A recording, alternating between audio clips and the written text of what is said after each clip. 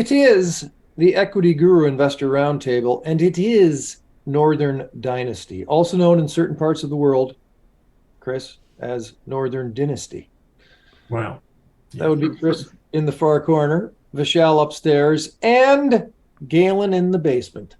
Ron Thiessen is the main man, president and CEO. It is N as in Nancy, D as in dog, M as in Mary on the Toronto Exchange. NDM, Northern Dynasty. This is fascinating, maybe frustrating. You can come up with a lot of adjectives, Chris. Yeah. Permits, and more permits for one of the largest mining projects ever. Yeah, I think this is a beauty. There will be others that will disagree. So this is a long story short on Northern Dynasty. The largest copper gold undeveloped project on the planet. We all like gold. Copper is generally in short supply, especially over the long haul. A lot of it is brought in from other places around the world that we tend to think of alongside AK-47s. So here's this big undeveloped project sitting in Alaska where normally they hand out mining permits with boxes of cornflakes. And yet Northern Dynasty hasn't been able to get this thing past the EPA. Now it's got it past everyone else. The Army Corps of Engineers, thumbs up. Permitting authorities, thumbs up. But the EPA says there's salmon around, so you can't develop this project. Okay, well, generally speaking, you know, there's risk with every kind of development, right? If you're doing any sort of mine, yes, there's risk of degradation of the soil, sucking up the groundwater, developing stuff, gutting it, and then leaving it a lunar landscape. And, you know, the local fisheries are always a concern. I don't know how many hundreds of mining companies I've talked to, and CEOs of which I've said straight up, our readers care about the environment. What are you doing to ensure that there is zero chance that you're going to leave the local environment a mess? And every single one in the time that I've been doing this job has said, it's really important to us. We know that if we screw up the landscape, we don't get another shot. If we want to make another mine somewhere down the line, they look at the last mine you did and say, what's your record? So everybody wants to put extra effort and money into making sure if there is a chance that things will go wrong, that we take away all of that chance so that we can actually work alongside the local environment, alongside the indigenous populations. In places like Brazil or Gambia, that's not really the way things work. We're happy to go in there and rape and pillage and take away everything and set fire to everything we can't have. But this is North America. And in North America, there are different rules, different standards. Now, I'm all for people worrying about the salmon and making sure that anyone who's going to develop anything next to the salmon are doing all their due diligence, taking all the risk off the table, spend more money, do what you need to do so that those damn salmon, even if you need to redirect a salmon fishery, right, which has happened a lot, do what's needed to actually work alongside the environment, because there's no point taking copper out of the ground to help us supply green energy and then on the other side setting off Armageddon. So Northern Dynasty has had this issue for a while. It's one government department left that they need to get past. You know, in order to get past that department, yes, they're going to have to spend a bunch of money. Yes, they're going to have to lobby. Yes, they're going to have to do a whole lot of things that they might not have to do if they were 25 miles down the street. But you're talking about the largest undeveloped copper/gold project on the planet. Yep. You've got to think this is going to happen at some point, right? You've got to think this is going to happen. And we'll get to the stock chart when Vishal's in there, no doubt. But Vishal, when you do your thing, let's go back to 2015 and see this stock chart. It is 100%. It's historic low. And at the last 7-8 years, the chart, other than a few blips here and there, has been at the current level or higher. The blips show you where it could be, right? When good news comes, this thing goes to $4.80. It goes to $3.30. It's been to $5.10. When there's good news, when the people think this thing's moving, it is up 15 times what it's at right now. So for me, if you're putting money into this right now, yes, there's going to be risk. Yes, that risk may be high, but the reward, if one day these guys come out with a news release that says, we got our permits, is that this thing goes up 1,500% in a morning. And for mine, if you got those odds on Patriots versus the Jaguars, you put some money down on the game. Galen heard from Ron ahead of everyone else before it hits the website. He seems still pretty enthusiastic, Galen, or what? Talking about the CEO. Yeah, it's an interesting project. He's a knowledgeable individual, and he's very passionate about what he's put himself into. Basically, for an explanation as to where our society is heading and the importance of copper in and of itself, you can't generate electricity without copper. You can't transmit it without copper. You can't store it without copper, and you can't use it without copper. Wow. Can't do it without copper, kids. So it's not really a sexy metal, absolutely, but it is very, very, very important and an integral component to where we intend to head as a society in terms of the electrification and the broadening of the internet and making all things digital. Copper goes hand in hand with those efforts. Now, this project is huge. Basically, the current estimate puts it at, this is measured and indicated, this is what they know is in the earth, 57 billion pounds of copper, 71 million ounces of gold. There's not counting the short novel of other minerals that they have attached to this particular mine. But those are the two main components. You got silver, you got a whole bunch of other things. Molybdenum, the one you can't pronounce. Right. Molybdenum. There we go. This is an important project. Now, it's been somewhat sidetracked in terms of the environmental concerns, and people have every right to be concerned, considering the faux pas of the imperial mines era, where they opened up their mineral tailings pond and poisoned the landscape. People are a little bit reticent to having that happen again. Understandable. But this company has made every effort, has put all sorts of research into making a new plan in terms of specifically their tailings retention. Yep. They realize that in every disaster concerning a tailings pond or dam, you can call it whatever you like, is in the amount of water that is left in the place. And what they plan to do and what they set out to do was to eliminate that component as much as possible. And not just dumping dirty water back into the earth, sending it through all the proper recycling and filtering so they can actually turn it into a potable project. Not the type you smoke, but the type you drink. So this is a good thing. Now, it takes a while to turn the tides in terms of legislation. Those wheels grind slowly. Bureaucracy goes at a snail's pace. So they definitely have their challenges set out before them. But for me, with where we're heading, the geopolitical tensions that we have currently on this globe, this is an unavoidable eventuality. This actually has to happen. Now, they estimate at this point in time, with the lobbying efforts that they've put into place and all the work that they're doing to make sure that everybody understands that their commitment is towards the ESG portion of this project, they probably are about 3 or 4 years away from making this a done deal in terms of the permitting process.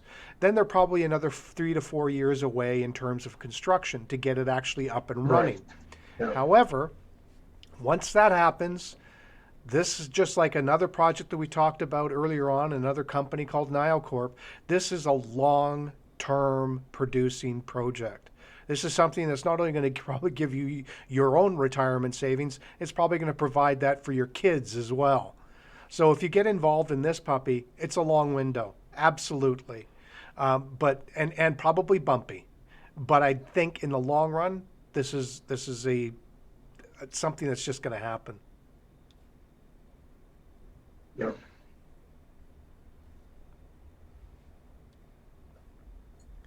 Now, it looks like Rob is silent. He's been so taken aback by my treatise there that he's unable to speak. Sorry about I that. thought maybe I There lost we you go. guys there for a minute. I was muting. Oh, What was the one you couldn't say? Because I was having a hard time with Molybdenum. that's the one. Yeah, that one, molybdenum. Hey, that's Yeah. pretty good. Yeah, All right. got it. Feel free to hit us with charts because this is, like you said, the long haul. Yeah, for sure, Rob. This company, I guess I go back with this company a long time ago when I first joined or got interested in mining and junior mining, attended the Vancouver Resource Investment Conference for the first time. Northern Dynasty, or NAC, NAK, that's the symbol on the US exchange. That was the hot story. I mean, this was such a huge project, right? This is a world-class project, largest gold mine and copper deposit.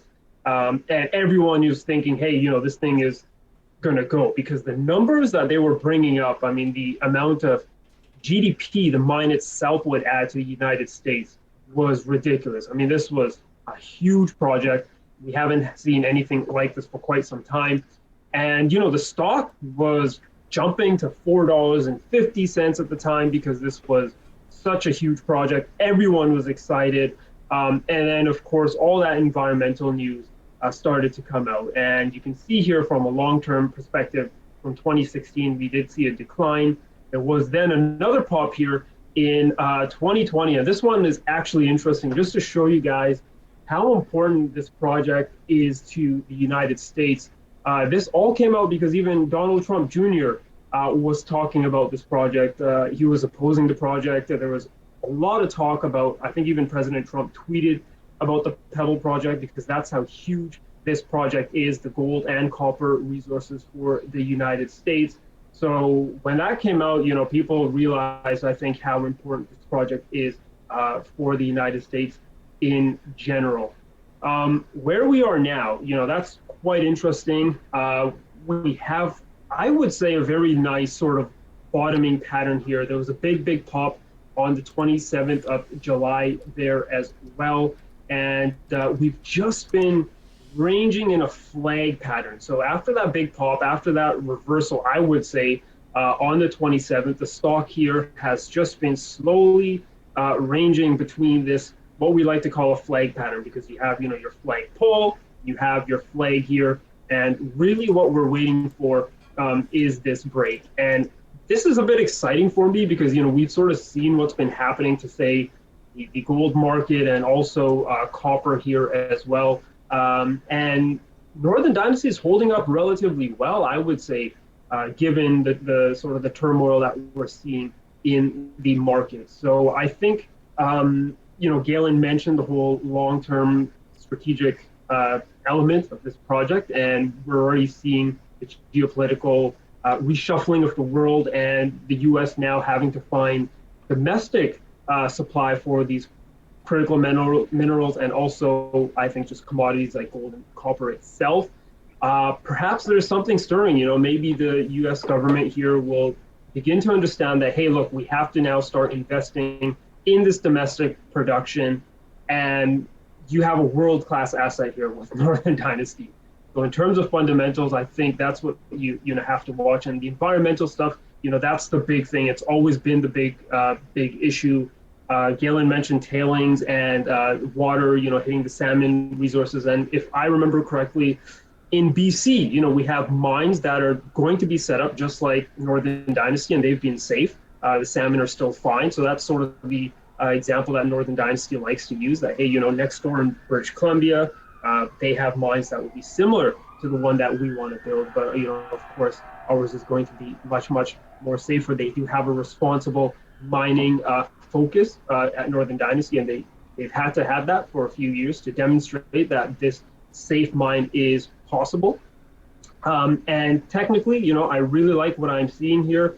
I think we could have a nice little breakout here, and maybe there's a catalyst coming. I don't know. When I see something ranging like this and not selling off after a major break, given what we're seeing in the gold markets, in the copper markets, and the stock markets, it gets me a bit excited. But, this is a stock or a company that has done this to many people in the past, right? Because it's such an important project. It gets people talking, it gets people exciting, but then it's always that environmental issue that comes back and brings the stock back down. So hopefully they've turned things around, and we can see finally this project getting some steam. But I'm excited because it's such a huge resource, very important for the United States. And I think a lot of people who are into mining and junior mining specifically will know about Northern Dynasty, will know about the drama that's involved. And hopefully they're excited just as we are for the future of this Pebble project. Like we said off the top, it's about the permits, permits, permits. And as Galen has stated so eloquently, you can't do it without copper kids. Exactly. Therefore, Chris, you're spending how much money on this date on NDM on the Toronto Exchange? Well, there's an interesting thing to add that I think is sort of alludes to what Vishal was pointing out, and then that the share price has held up despite the news that's been out over the past year. You know, when you're playing blackjack and the dealer turns over a good card and you have the option to get insurance. You don't always need the insurance, but, you know, it's nice to have in your back pocket. This investment is an insurance investment. Look, you might put $1,000 into this and it never gets a permit and you've done your grand. And maybe you get kicked down the line a little bit. There's plenty of opportunities to get out of there. But, you know, nothing comes of it. Okay. But also, much as an investment in biotech companies that are going through an FDA approval process may go to zero on government decisions down the line, you also might wake up one day and find that actually someone has decided it would be good to add 3% to the national GDP. Yep. And so suddenly there's activity. Maybe we can do this thing if the company takes certain safeguards and plays nicely with the environmentalists and First Nations. If that happens, your $1,000 is suddenly, that insurance kicks in, right? It's suddenly a nice big payday that you couldn't have counted on, you couldn't expect, but it is a chance in there that it might happen. You're not going to just get your money back. You're not going to get 18% of your money if this thing goes through. There are clearly a lot of people putting significant amounts of money into this company, regardless of the news flow of the last year, including just in the last few days, or the last couple of weeks, a $60 million investor who's put $60 million down on the promise that they will get a sweet deal on the offtake of gold and silver if/when the Pebble project becomes a permitted mine. Now, that is a major investment for anyone. I don't care if you're a billionaire. Throwing $60 million down on the off chance that you can get a sweet deal maybe 8 years down the line on gold and silver that may not ever actually get a permit, there's some inside knowledge there, right? Yep. You get enough money behind any political shift and the political gates begin to come open. Can this company with $60 million in its pocket lobby hard enough to make changes in the Biden administration's thinking? Possible. Can they make changes in Lisa Murkowski's thinking in Alaska?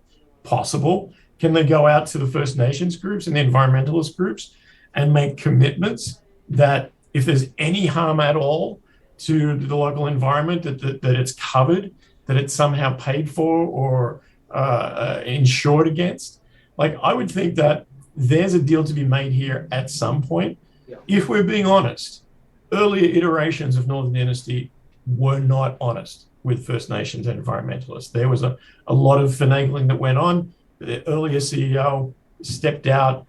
The current CEO has been doing damage control and has been trying to move through this process in a respectable way to everybody.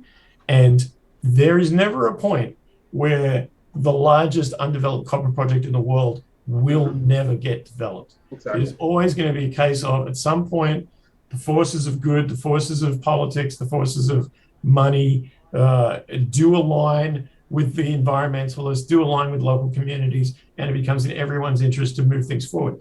I don't know if the local Indigenous communities can be part of the project in some way so that they can oversee it and make sure that it's never negative. But I will say the Army Corps of Engineers had previously said there's no chance that this thing is going to be a degradation to the environment. And then the EPA said, but maybe.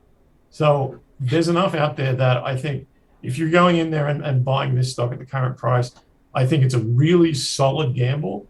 It may take a month, it may take a year, it may take 8 years, but there will be a day, one day, at some point in the future, where this goes from a project that has been hampered to a project that is underway. And I want to be part of that when it happens. 100%. So are you spending it all? This price, I'd put a lazy 2.5 in of your 7.5. Okay. And if it drops down in value to a point where it gets down under its historic low, I'd be putting the rest in. Galen? Well, as we sort of emphasized earlier on, this is a huge resource, and in a society that is going to desperately need it in the next little while. The big challenge again is to convince the regulatory bodies that they will be capable of either keeping this a pristine wetland, which is what it is because it's up in Alaska, or that they will be able to return it to its natural state if anything ever happens. Now, there is some debate as to whether that's going to be possible and whether it would bankrupt the company in doing it, but we have to look at the idea of weighing how badly do we need this copper, right? The commitment is there. And mostly the debate about whether or not is this company is capable of carrying out the, I guess, remediation or bringing back the land to its natural state if a problem does occur, has mostly been by pundits and not necessarily by people who said that, have a grounding in the field. So what we're talking about right now in terms of the veto that went back into place at the end of the 2020, I think it was mostly perpetuated by Donald Trump Jr. in between Coke bumps. So I Allegedly. Oh yeah, sorry, allegedly. Strong allegedly, but Yeah. allegedly. I not necessarily the veracity. I understand the concerns, but the timing and the source is somewhat questionable in terms of where it came from. I would like seeking a kickback. Well, one would wonder, but this is for me something that I think that at this point I would probably put, as Chris did, a lazy 2,500 in, see where things go. Yes, it's not an absolute go, just like as we said with biotech, but as good of a gamble as it can be. There's definitely, it's a high risk, high reward move. Yeah. It is. Yeah. It's your last $1,000, keep that $1,000 for. But if you've got a lazy amount to spend, this is just this is like putting your money on 32 black, right? Like you may come up with nothing, but if you come up a win, it's going to be a big win. Yep. Shell, how much dough? Rob, I'm a sucker for this company, man. I've been following these guys for quite some time. I think the mine is just so big and the resource is so strategic that this mine just has to be built sometime. I did scroll back on the charts. Maybe you guys have seen that, but I just wanted to also mention that the recent lows we've seen actually hasn't been seen since 2016. So it's like a whole cycle for me because that was the first time I was looking at that stock when it was this cheap. And I recall what happened after. So I'm hoping history repeats itself. That would be great. But I'm going to be putting $5,000 in this stock. I just think it's such a huge, project, very strategic. Yes, there could be some roller coasters. There could be a lot of ups and downs depending on press releases. But I just think this mine has to be built sometime in the future. I will say as well that at its absolute peak, this was a $21 stock. Right. Yep. Right. So that gives you some indication of the potential value that's there if things are going well for it. And things going well for it means one US agency says, okay, well, we understand your plan now. Let's let you go ahead with oversight and with the local community, be able to shoulder everything you do. But $60 million gives you a lot of opportunity to sit down with the various groups and maybe not show them a plan, maybe make a plan with them so that everybody's benefiting. Man, spend $100 million of the money that's going to come in on improving the environment in other places. There's all sorts of potential opportunities if everybody's negotiating in good faith. And I think $60 million sitting in their bank account gives them a lot of runway on that good faith. And 10K from our kitty towards the cause, if you will, in terms of stock purchasing. It is NDM on the Toronto Exchange. It's Northern Dynasty. And boy, I don't even know, in terms of disclaimers here, in terms of past performance and future results, we've talked about the ups and downs. We've talked about basically waiting this thing out. So that's really what it comes down to. But you still have to do your own research, do your homework, keep an eye on it. We can't guarantee anything we told you will come true, nor can the past performance guarantee anything either. Northern Dynasty, NDM on the Toronto, on the Equity Guru Investor Roundtable.